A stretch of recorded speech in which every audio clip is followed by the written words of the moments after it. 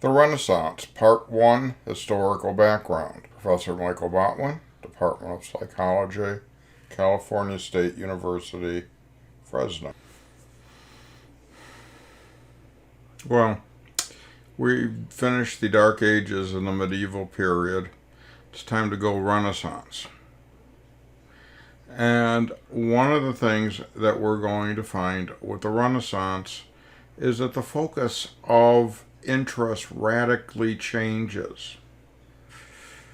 Up until the Renaissance, the main thing driving philosophy, social order, religion, things like that, were external. Pray to God, listen to the authorities, do this, do that, do the other thing. Renaissance comes along, all of a sudden there's an interest in humanism. What is it to be human? What is it like to be a human being? That's something that has never really been grappled with in philosophy before. We find four running themes, at least these are themes Hergen Hahn and Henley have discussed in the textbook. First of all, you get individualism. This is a biggie to me. If you have studied culture from a psychological perspective, you might likely have looked at the notion of the difference between collectivism, which is focused on the group, and individualism, which is the focus on the individual or the self. It's a major variable in cultural psychology. Well, it's my personal biased view that human nature is collectivist, to do things for the group. However, as changes happen during the Renaissance, Western Europe gets very individual. People are interested in their rights, what they're going to get out of things, and stuff like that. The group or collective becomes less important. You go several hundred years and get to the development of this country, and you see in the United States that one of our major hallmarks is individualism, our personal rights and freedoms. They come out of the Renaissance. Now, up until this point, even with Catholicism, even with the idea that you can have a relationship with God, now religion gets personal. You may now have a personal relationship with God. This culminates with Martin Luther and his nailing the issues he has with the Catholic Church to the doors of a cathedral in Germany. So now, as Protestantism starts developing, religion gets personal. You do not need to pray to an entity to have them intercede with God for you. You can directly talk to God itself. It's a big difference, and it changed things radically. Up until that point, you could, for example, go to a monastery, make a donation of money, and the monks would pray for your soul. And they would pray to God to intercede for you. And since they were religious folks, they had probably a better handle to God than you did. Growing up Catholic, I'm used to going to church and seeing the statues of all the saints. After the Protestant Reformation, many of the new Protestant religions get rid of the notion of saints entirely.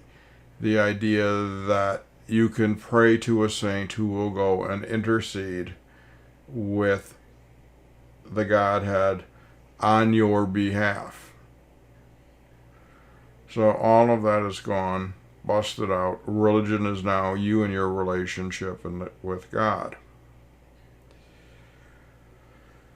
And this is a time where people are starting to look back. Now, they're not looking back at the medieval and Dark Ages period, but they have a great interest in antiquity, especially Greek and Roman times. And if you look at a lot of Renaissance edifices, buildings in capitals and major cities in Europe, they have a Hellenistic or Romanesque facade, columns and all that stuff. People are interested in the past, but the deep past. And just when all of those great medieval philosophers start getting us used to having Aristotle around again, reconciling faith and reason, doing all that really cool stuff, Renaissance comes along. They don't like Aristotle anymore. Well, what else happens? You get some changes to things that challenge religious authority. Now, people had known about the Far East and China and Asia for a long time.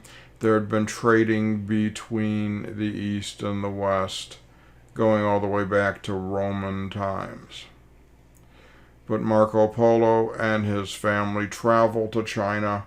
He writes about it upon his return, and all things Chinese are cool in Europe. Also, it's the first time the Europeans directly get in touch with the Chinese instead of through intermediaries.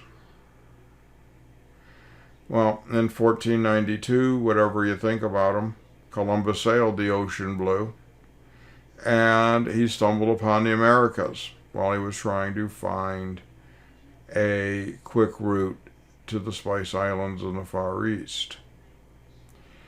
And then you have all the European countries going after resources, going after land in the New World, bringing back tremendous wealth.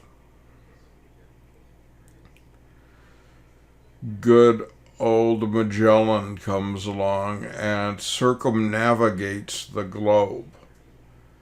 We'll talk about the idea of the Earth being round, which people thought for a very, very long time. It just wasn't very well popularized. And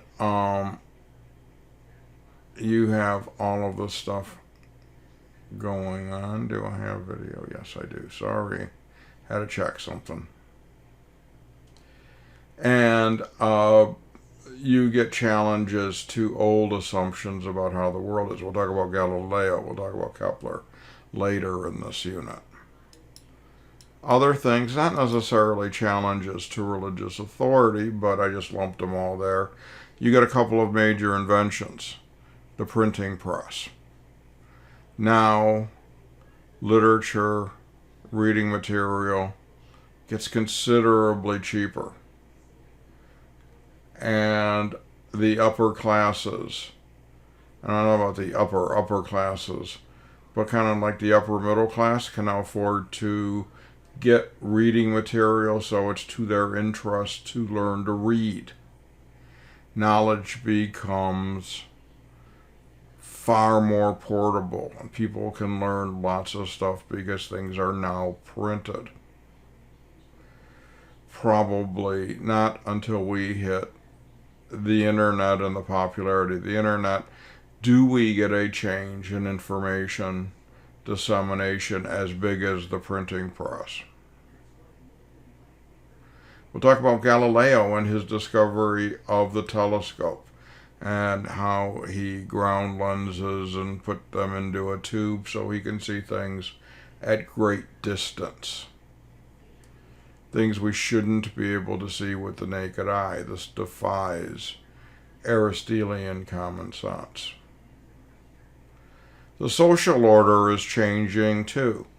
The feudal system, lords, dukes, kings, and all that, still really, really important. But cities are getting bigger and bigger.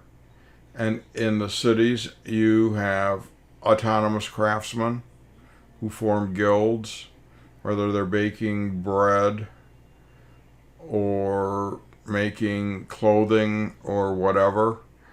And they are getting more freedom and they're getting benefits for the goods they produce. And they're not doing it necessarily under the direction of a feudal lord. They're more independent, and you see an independent business class starting to develop during this time. We're primarily going to focus on the science that came out of the Renaissance because that's what's most important to our story. So we'll see you next time on the history of psychology when we start getting astronomical. Bye now.